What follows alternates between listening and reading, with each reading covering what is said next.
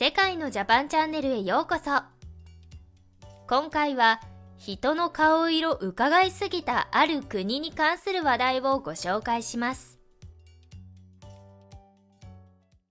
1990年8月2日、アメリカ軍を中心とした28カ国、68万人で編成された多国籍軍がクウェートを占領したイラクを攻撃し、湾岸戦争が勃発しました。多国籍軍とは、各国が自主的に兵力を提供して組織する軍事組織のことで、国際連合安全保障理事会の決議によって組織された国連軍とは異なり、参加国自らの責任で派遣された組織です。ただ憲法上、人的支援ができない日本は、湾岸戦争では多国籍軍に加わらず、総額1兆2500億円の経済的支援を行いました。そして湾岸戦争終結から約30年経った2019年、日本政府は自衛隊員をエジプトのシナイ半島で活動する多国籍軍監視団に派遣。これが第二次世界大戦後初めての自衛隊の多国籍軍参加となりました。湾岸戦争以降、日本の海上自衛隊はアメリカ主催の国際海上訓練にも後方支援やオブザーバーとしてたびたび参加していて、2021年1月にはグアム一帯で1週間かけて行われる固定翼哨戒機多国間共同訓練、通称シードラゴンにもインドやカナダ、オーストラリアなどと共に参加。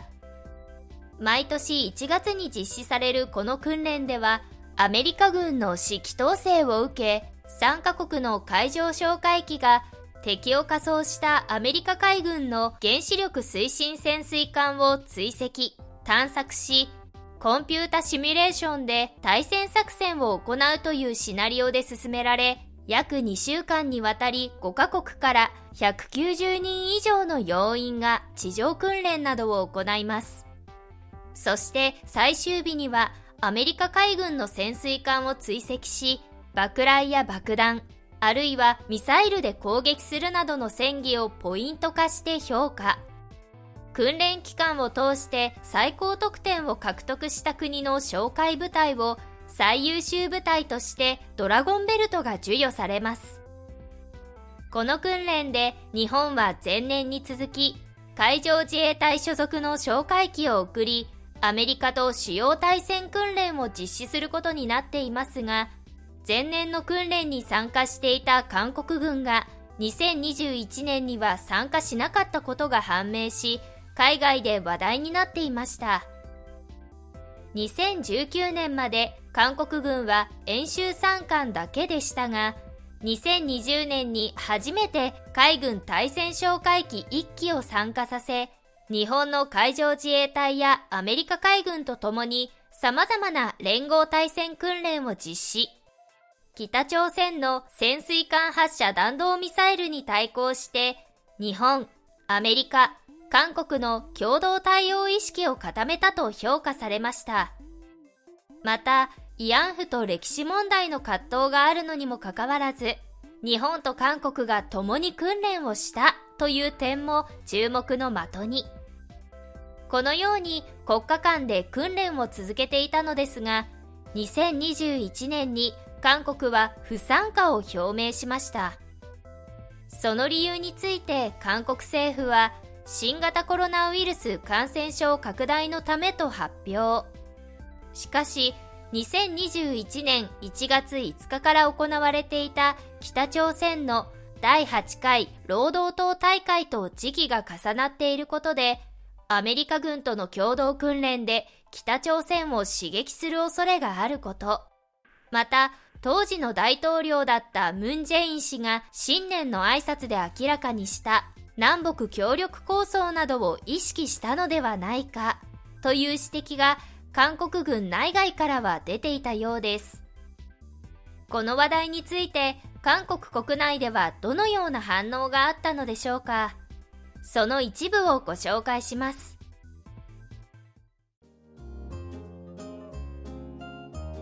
海外の反応。潜水艦の脅威が高まっているのになぜ積極的に参加しようとしないんだ？訓練に参加すれば中国と北朝鮮が嫌がるからね。周りの顔色を見て訓練もできないだなんて、本当に情けない国だよ。金正恩の機嫌を伺い、残りの任期内に何とかしてもう一度南北平和賞をしたいんだろう。国防部は軍を解体すればいいのに、訓練をしない軍人に何の意味があるの？ボーイスカウトに行くわけでもなく、なぜ訓練しないんだよ。コロナのせいだろ。今の状況を考えたらわかることだ。国防部を叩いている奴らは古代妄想がひどいんじゃないか？コロナがそんなに心配なら、もうすべての国と断絶して誰も来させない、どこにも行かないようにすればいい。呆れるね。コロナを言い訳にして多国籍対潜水艦訓練に不参加？コロナ禍だから敵は攻撃しないのか？ではこのままコロナ禍が続いていた方が平和ってことだな。平和が欲しければ戦争の準備をしなければならないんだ。金正恩の言うことを本当によく聞く政府だね。韓国にはなぜアメリカのトランプのような大統領が出ないんだ。彼のように他国の言いなりにならないリーダーの方が頼もしい。自国優先主義を掲げる大統領が毎日中国と北朝鮮の顔色を伺っているとは。北朝鮮は核武装してるのにムン・ジェインは武装解除。金正恩には尻尾を振っていい顔をする犬みたいな政府だね。仕方のないことよ。国を丸ごと捧げるおかしな政権を国民が選択したのだから。こうなったのは私たちのせいだから、同じ過ちを犯さないように深く反省しないと。ムン・ジェインはなぜ北朝鮮に行かないの？そんなに好きなら行けばいいよ。止める国民はいないからさ。すごいな。平和を実現するためには武力が必須なのに、すでに核を保有する北朝鮮とは公平な関係ではなく、これでアメリカとの同盟も揺らいだら、南北統一という話が冗談ではなくなる。韓国国民はある日突然国を失い、北の住民になるのではないかと心配になるよ。ムン大統領は父親たちの星条旗やプライベートライアンを見た方がいいね。アメリカ軍は誰のために犠牲になったのか？お前がそんなに称賛する独立軍の中に戦死者はいるのか？やることすべてが疑わしくなるよ。北朝鮮は兵器を開発するとか核潜水艦の話までしているのに、韓国は北朝鮮の顔色を伺って国防のための訓練もできないとはね。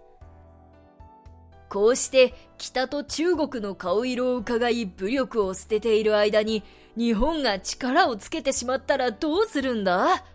日本が多国籍軍の訓練に参加しているということは、いずれ武器を持ち戦争に加わる気はあるということだぞ。ムン大統領は戦争が勃発すれば平和的に国を明け渡す人間なんだ。どうせなら北朝鮮の金正恩が怖くて訓練に参加しなかったと正直にアメリカに言ってくれないか？国内ではコロナ政治が通じるかもしれないが、国際舞台でコロナのために軍事訓練に参加しないなんて言ったら国際的な恥さらしだよ。以上が海外の人々の反応でした。北朝鮮が着々と核武装を進めている中で、その北朝鮮の顔色を伺い、軍事訓練を欠席する韓国政府に対する怒りの声と、このままだと韓国が侵略されるのではと不安視する声がありました。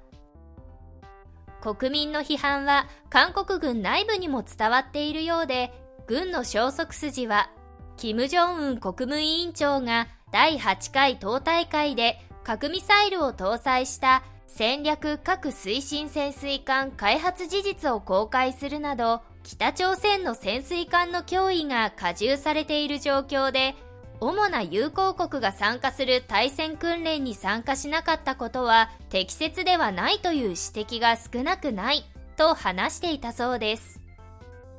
シードラゴン不参加に国内外から非難されていた韓国ですが、その後6月に実施した多国籍連合海上訓練シーブリーズ2021にも参加をしなかったことが分かりました。シーブリーズではアメリカとウクライナの海軍が国海での海上訓練を予定しており、日本はエジプト、モロッコなどの軍部隊とともにオブザーバーとしての参加。アメリカは韓国に訓練への参加を要請し、アメリカ海軍第6艦隊司令部が発表した公式報道資料でも、韓国は3カ国に含まれていました。シーブリーズでは兵力5000人、艦艇32隻に航空機40機と特殊作戦及びダイビングチームが参加し、同訓練史上最多の6大陸32カ国が参加するという大規模なもの。訓練では上陸作戦をはじめ、陸上機動戦、水中浸透や対潜水艦戦、捜索、救助作戦などが進行されます。しかし、韓国の国防部と海軍は訓練招請を受けたことを認めた上で、該当連合訓練に参加及び参観する計画はないことを明らかにしました。韓国の訓練不参加決定の背景には、地政学的なロシアとの関係だけでなく、国会にまで艦艇を送る条件も考慮されたと専門家は分析しています。この訓練はロシアを牽制する目的が大きいものですが、当時ロシアはウクライナに属するクリミア半島を併合した後、ウクライナとは深刻な緊張状態にありました。そのため国会など自国の国境近隣で実施されるアメリカと北大西洋条約機構軍の連合訓練にロシアは敏感な反応を見せていたのです。シードラゴン不参加で散々非難を浴びたにもかかわらず、ここでもロシアの顔色を伺い訓練に参加しなかったのであれば、もう軍隊としての存在意義はないのと同じこと。